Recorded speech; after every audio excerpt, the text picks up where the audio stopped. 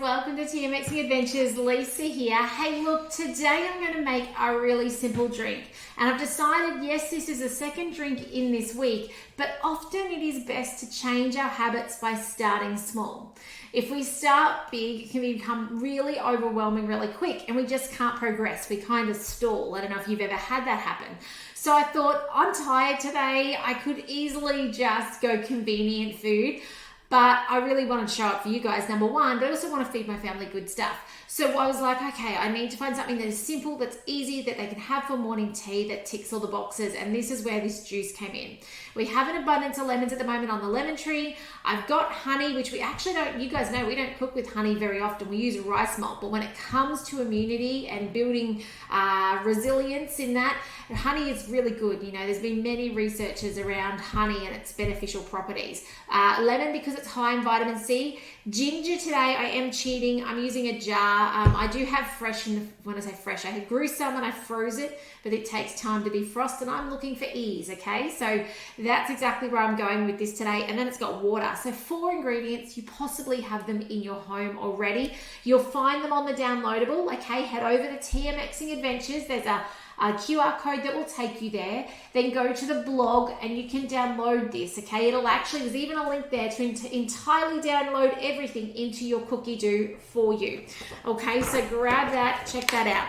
You'll see it's all about, you know, there's 4 drinks, 4 salads, 4 mains, and it's just building really good habits and start easy, okay? All right, let's get started on this. And I tell you, like organization we talked about yesterday was part of the key to being, you know, using your Thermomix effectively, but also manageable pieces. You know, if you start trying to make these, you know, complex dishes straight up off the bat, number one, it might go wrong and then you'll be disheartened. But number 2, there's a lot of organization then required, whereas these 4 things, and I reckon most of you have them. By the way, the notes say you could use limes as well if you'd prefer. Now, with our lemons, we very rarely juice lemons in a Thermomix. There is a way with our spatula we can. Generally speaking, we take the skin off and we cut it in half unless they're small, and then you can just put them in as they are. Okay, don't worry too much about the seeds. We're going to strain it at the end so they're not a major problem. This says it's going to serve 6. I'm guessing it's a kind of small portion because it's 2 lemons, 200 grams of water, bit of ginger, I think it's 20 grams of ginger, and a couple of tablespoons of honey. So it's not going to create, like, yes, the other day where I did the smoothie, that was a massive volume. We're not going to get that volume today. Hey Grace, lovely to have you on today.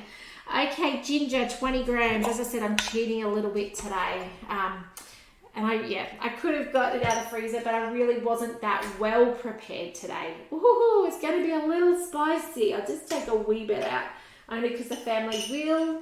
This will be the tipping point. So when my kids were little, we used to make a juice for them, especially through winter when they were prone to being sick. And it would often be a fruity type base one. It was fruit and ice and water, but it also had ginger. Now, if we went a little heavy on the ginger, the kids would turn up their nose and not have it. So then what we would do is we'd recycle it from wanting tea. We'd put in a scoop of cocoa powder. We'd put in some ice cubes and we would turn it into a slushy smoothie, sorbet.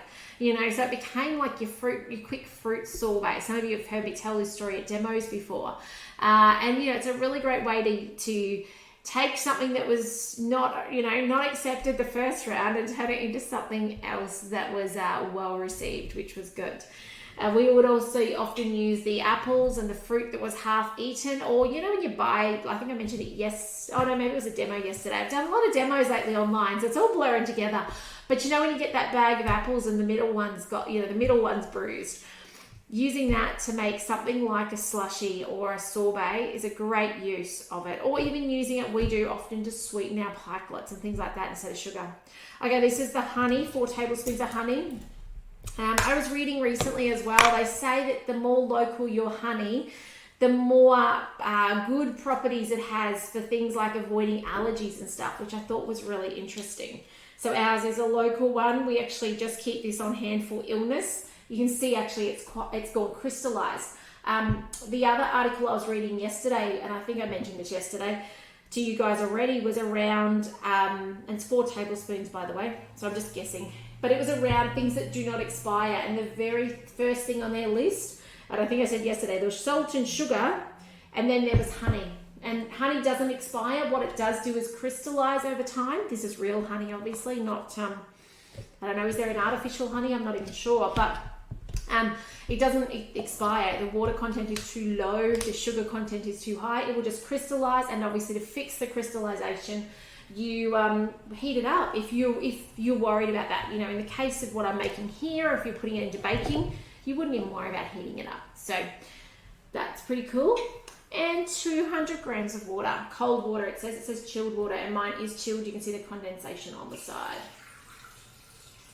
I will link at the end of this video, if I get a chance, the orange juice. Now, orange juice is one of the videos on my YouTube that's gone absolutely crazy. So many people watched it. The audio is actually not great on it because it's from when I first started doing these videos, beginning of COVID. And so the audio itself is actually not fantastic, nor is the quality.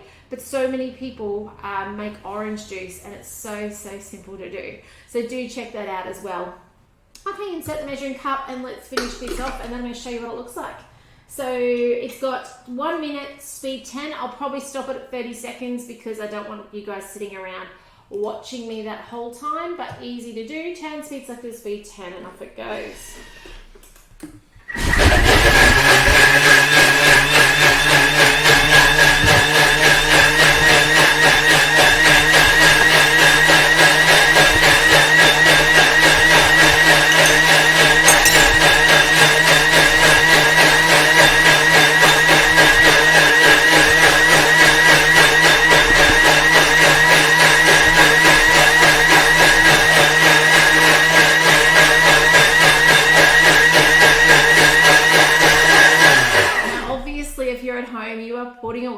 Packing dishwashers, putting away washing, whatever the case might be. But you know, here, when time is of the essence and you guys do not want to watch me blend for 30 seconds, and I think my microphone cuts out because it's too loud anyway, I will just cut that to 30 seconds.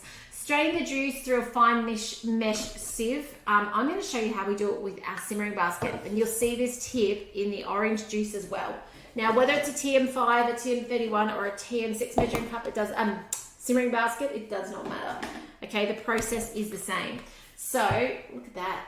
Now these are obviously smaller drinks. It's not a massive amount like the smoothie the other day, which was a huge amount. This is supposed to serve 6. Ice in a cup. Don't know if it said to put ice in a cup. Now, if you've got a TM5 or a 31, you don't have a flap. So you are just holding down your simmering basket. We have a flap, 2 hands, okay? Because otherwise this flap opens up on you and you make a mess, and we don't want that. So in this goes. And it smells amazing. I can smell that ginger already.